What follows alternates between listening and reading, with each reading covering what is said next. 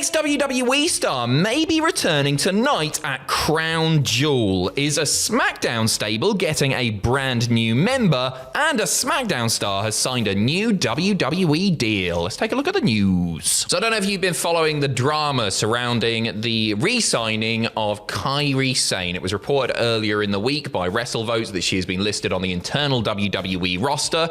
PW Insider then went, no. Then they went, yep, she's coming back, and it could happen tonight. A report from PW Insider suggests that the former NXT Women's Champion might make an appearance at Crown Jewel in Saudi Arabia. If not, the report indicates that Sane will likely return to the United States later this month. I think this is very, very exciting. Yeah, I think especially Kairi, somebody who obviously left the company initially, but didn't really leave the company. She went to be a WWE representative in An ambassador, Japan, right? Ambassador, like Titus O'Neil. Yeah, and then it was sort of, is she coming back? Is she not? Is there room? Is this kind of like an extended break from the company? What's going on? And then obviously she turned up at, I think it was Stardom, with like via New Japan Pro Wrestling, became the inaugural IWGP Women's Champion, and then now she's back. I guess the Triple H thing has really done a lot for a lot of people, and I think that Kairi is definitely somebody that under Triple H we saw some of the best booking, of her in the company. I think by the time she got to the main roster initially, it was a little bit kind of, but I think this time maybe we're looking at potentially a featured run. Yeah, for sure. I mean, she's amazingly, amazingly talented. There's a reason that she became the inaugural IWGP Women's Champion. She did really good stuff away from WWE, but in WWE, it's not that she never hit her stride. I think that she wasn't properly allowed to hit her stride. It's like they didn't even really try to utilize her properly. No, she is featured that moments, but not really anything featured for a character. Yeah, you know what I'd do with her?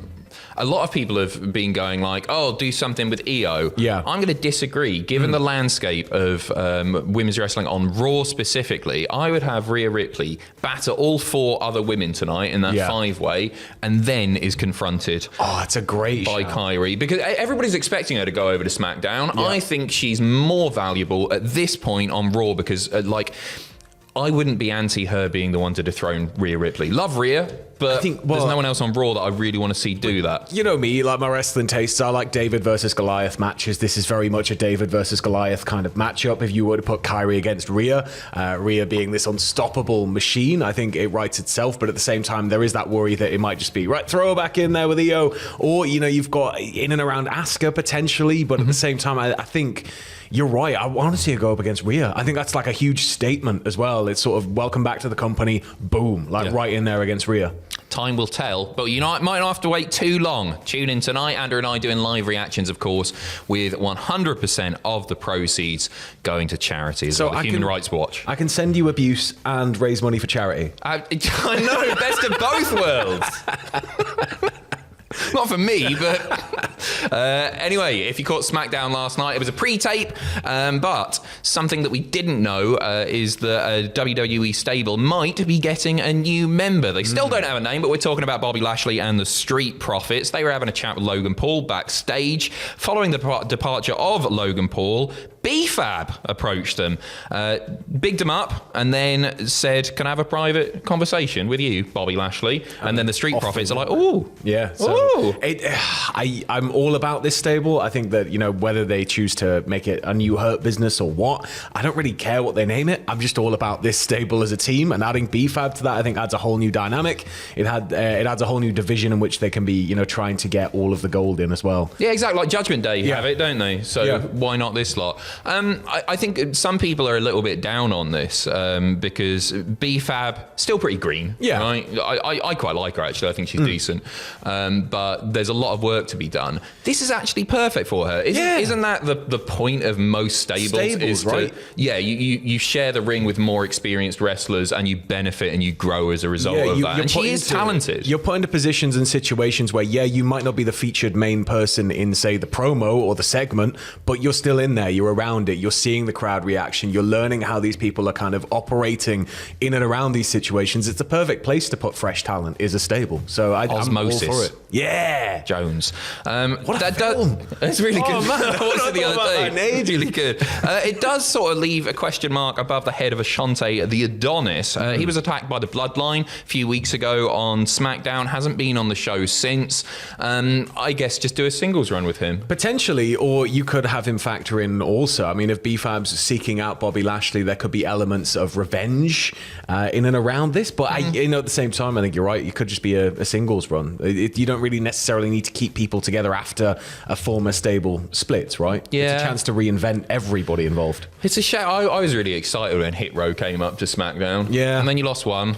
Then you lost, them all, and then they came back. Then you lost one. Yeah. It's just been a bit of a nightmare. But it's good to see that they've got something in mind for at least one of the remaining members of Hit Row. Top Dollar's gone though. Can't you? No, I think that, as much as people, like him. I like him, and I think that he was able to make the most of quite a lot of the situations he was in.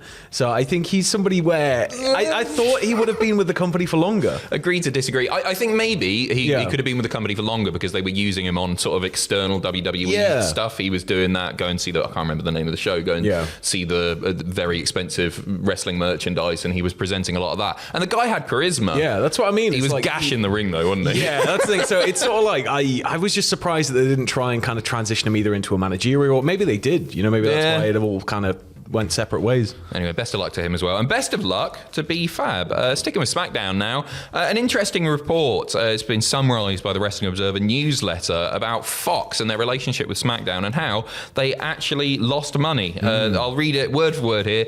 Wrestling Observer had been given the data at time showing that Fox lost money on the $205 million per year price because even with the strong 18 to 49 numbers, a lot of advertisers had a negative view of wrestling fans, and thus ad rates were not as commensurate, that's a word, isn't it? I struggle with that, with the ratings. WWE looking for at least 307.5 million, settling for 279 million. Fox just not interested and didn't think wrestling helped them enough in retransmission fees to make up the difference.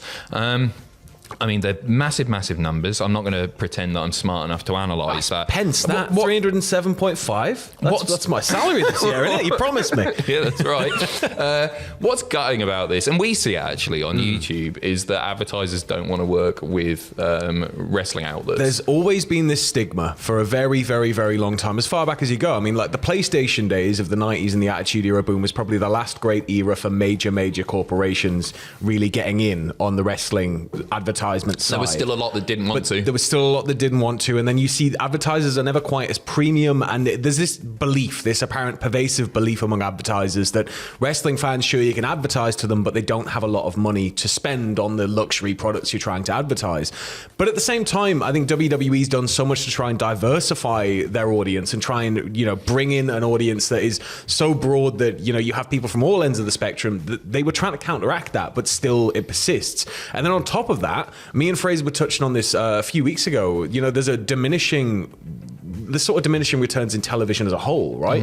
Because slowly but surely TV is going to become a thing of the past altogether. We're going to have eventually WWE signing a deal where it's not on TV at all, and it'll be on some form of online service, I imagine. And so I think that TV deals are going to slowly get lower and lower and lower, and people are going to be forced to start looking elsewhere. Now, your NFLs, your NBAs, your MLBs, and all that kind of thing, they're going to be the last big holdouts because they're the major sports operations.